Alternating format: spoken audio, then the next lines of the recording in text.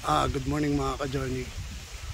Nandito na tayo sa day 4. Day 4 ng ating paggawa ng breeding pen. So,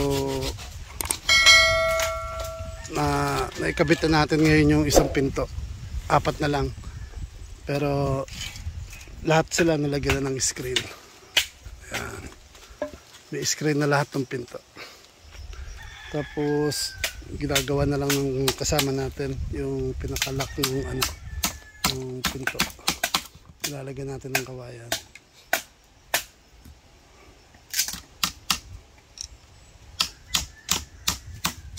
Tapos yung isa na kasama natin nagkakayos ng kawayan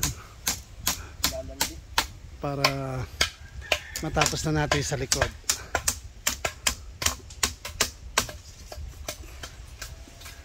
Yan. Journey TV. Tapos next natin lalagay sa side. Saka yun sa division niya. Pero lilinisan muna natin. Napanood mo na yung ano? Yung babae na bitapang. Lilinisan muna natin.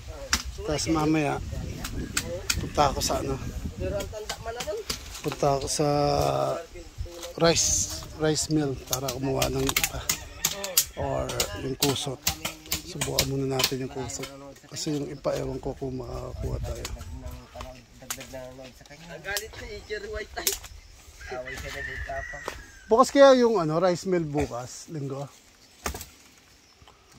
Dilingan? Hindi. Sarado yun.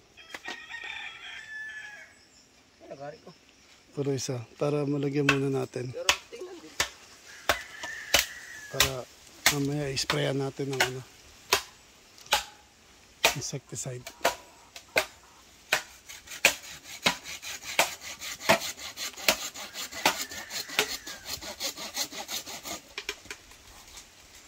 Aba! Magmura. Sabi bawi ay. Ay, gusto naman ko ay.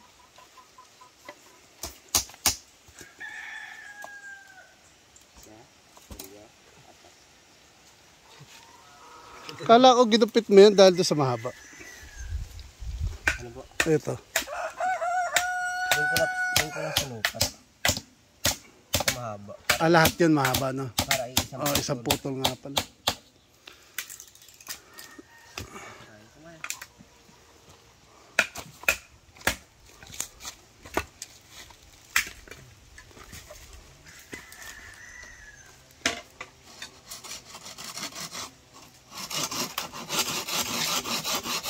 Yan, kaya medyo busy. Yung isa, ibiyak. Isa gumagawang pinto. May bisagra na rin tayo, kaya lang yung handle wala pa.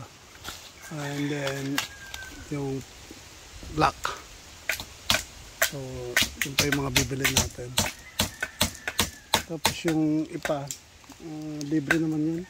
Wala naman maniningil dun sa ipa. Mag-auling ka bukas? Bakit? Gusto dampa? Oo. Masama lang ulit. Bakit kita sa sumut ay? Oo. Kaya pinulo. Kasama ko sa iyo. Balikan na lang.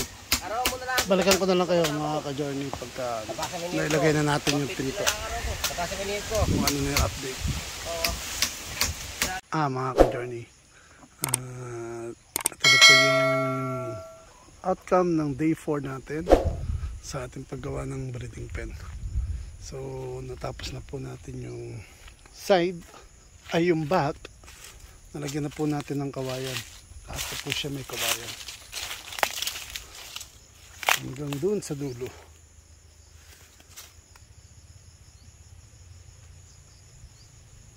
And then, na-start na rin natin yung isang side ng ating breeding pen. Naubusan lang tayo ng kawayan kaya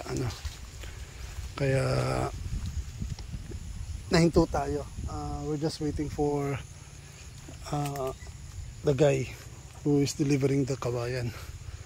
And then kahapon ay ngayon din pala, since naubos yung kawayan natin, gumawa tayo ng nest mula sa dahon ng buli. Ito, naka-ready na tayo ng 5.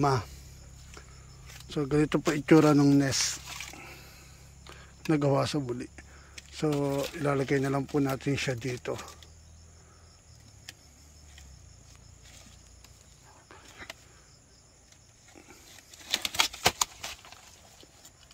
Lalagyan na lang po natin ng tukuran.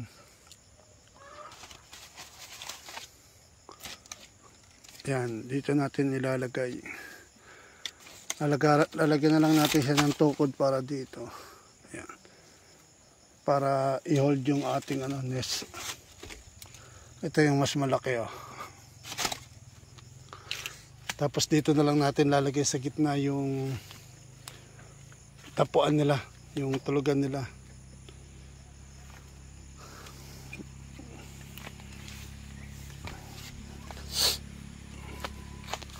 So lahat na po may screen. Actually bumili pa tayo ng additional screen kasi labitin yung binili natin na isang rolyo.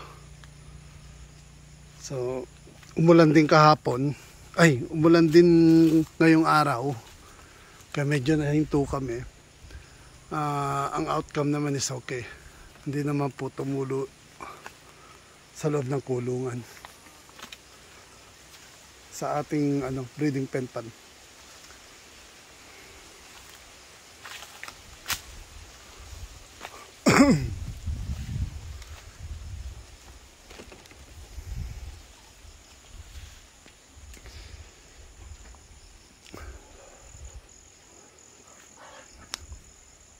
So kailangan pa natin ng day 5 sa paggawa ng ating breeding pen. Akala ko matatransfer na natin sila on the day 4, pero hindi nangyari dahil sa kinapos tayo sa kawayan. And then sa harapan, ito po yung harap, confirm na ilalagay na nga natin yung plywood dito para matakpan sila ng todo, para may harang sila against the rain kung sakaling umagos man dito. Kasi itong area nila, slope po ito eh. Kaya kung mapapansin ninyo, medyo mababa dito, tapos pagdating doon, medyo mataas. Kasi medyo slope po yung lupa. Ang hinabol natin, kasi baka umulan, lahat ng agos ng tubig, pumasok sa So magiging useless yung ilalagay nating ipa, o kaya yung kusot. Pero para para maproteksyonan sila sa tubig kung sakaling umulan, plywood na lang ilalagay natin para ma-block yun, at least papaano ma-block niya yung yung tubig. So hanggang dito na lang po. Bigyan ko na lang din po kayo ng update para sa day 5 ng ating breeding pen. Maraming salamat. Have a nice day.